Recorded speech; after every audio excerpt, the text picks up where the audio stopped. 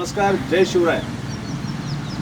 कुठल्याही ऐतिहासिक ठिकाणी म्हणजे किल्ला, एखादं मंदिर, लेणी किंवा वाडा या ठिकाणी शासनाच्या वतीने म्हणजे पुरातत्व संरक्षण विभागाच्या वतीने त्या ठिकाणी एक माहिती फलक दिलेले असतात, त्याला आपण मॉन्युमेंटल प्लाक म्हणतो। नुकतंच रायगडावर भेट दिली असता स्वराज्याची राजधानी असलेल्या रायगडावर जो काय मॉन्युमेंटल प्लाक म्हणजे गडाबद्दलची थोडक्यात माहिती आहे त्यामध्ये सनावळीची चूक अपेक्षित नव्हती, पण त्यात ती एक चूक आढळून आलेली आहे। ती लवकर त्याने दुरुस्त करावी।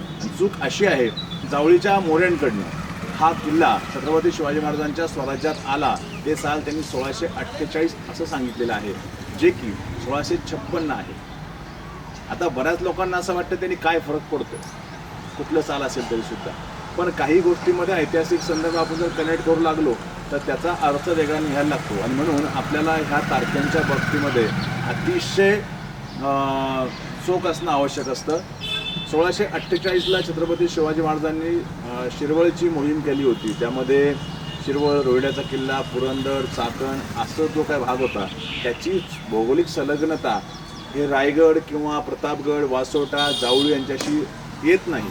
त्यामुळे तसं ते खरं नाहीच आहे। आणि वेगवेगळ्या पुस्तकांमधून किंवा संदर्भ साहित्यातून आलेल्या माहितीनुसार सुद्धा तो किल्ला मे 1656लाच आपल्याकडे आलेला आहे असं लक्षात येतं। आता संदर्भ साहित्य म्हणजे परमानंद साहित्य असेल, शिवचरित्र असेल, शिवप्रताप असेल, या सगळ्यांच्या वेगवेगळ्या पान नंबर 604 परमानंद साहित्य, पान नंबर 615, पान नंबर 708, 720 आणि अजून बऱ्याचशा रेकॉर्ड्समध्ये हे 1656 असल्या लक्षात येतं। पण तरीसुद्धा लोकांना वाटतं की काय फरक पडतो, तो असा आहे की 1648ला जावळीचे चंद्रराव मोरे हे निपुत्रिक गेले, मरण पावले आणि त्यांच्या पत्नीने एक दत्तक मुलगा घेऊन ज्याचं नाव यशवंतराव ते राज्य पुढं चालवलं, त्याला शिवरायांनी सहकार्य केलं।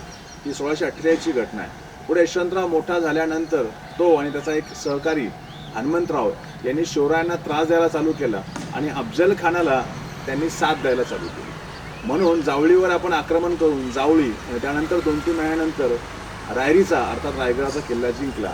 ती घटना मे 1656ची आहे। तेव्हा वाटतं काय की एखादा माणूस निपुत्रिक गेल्यानंतर 1648ला आपण त्याचा फायदा घेऊन ते राज्य ताब्यात घेतलं, जे की छत्रपती शिवाजी महाराजांच्या स्वराज्य विस्ताराच्या धोरणाला धरून नाही आहेत। त्यामुळं त्या तारखेचा फक्त घोळ नसून त्यामध्ये एका मोठ्या व्यक्तित्वाचं, एका मोठ्या युगपुरुषाचं या बाबतीमध्ये आपण जे काय धोरण म्हणतो ते मात्र मारलं जातं आहे। तेव्हा ती काळजी या ठिकाणी शासनाने घेतली पाहिजे। येत्या 6 जूनच्या पूर्वी शिवराज्याभिषेक दिनाच्या पूर्वी हा बदल करून त्या ठिकाणी राज्याभिषेक दिन येणाऱ्या शिवविचारी, शिवप्रेमी लोकांना तो बदल बघता आला पाहिजे अशी या ठिकाणी आपली मागणी आहे।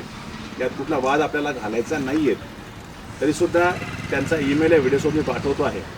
Email ID archaeological survey of India Mumbai सर्कलचा किंवा दिल्लीचा पण तुम्हाला मिळू शकेल, नेटवर अगदी सहज उपलब्ध आहे। त्याशी तुम्ही मेलवर हा व्यवहार करावा। जास्तीत जास्त लोकांनी हा व्हिडिओ शेअर करून जास्तीत जास्त मेल या संदर्भात गेल्यानंतर आपल्याला हा बदल दिसून येईल।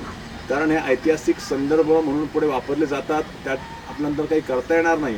आपण त्याच वेळेस का नाही म्हटलं होतं का हे आपले सहन नंतर करावं लागतं आणि याचा अन्वयार्थ लागतो, ही सगळ्यात मोठी बाब आहे। तेव्हा सगळ्यांना विनंती अशी आहे, सरकारला सुद्धा आणि शिवविचारी, शिवप्रेमी लोकांना सुद्धा, की जास्तीत जास्त हा व्हिडिओ लोकांपर्यंत पोहोचवून आपण दिलेल्या मेलवर ही मागणी करा। धन्यवाद।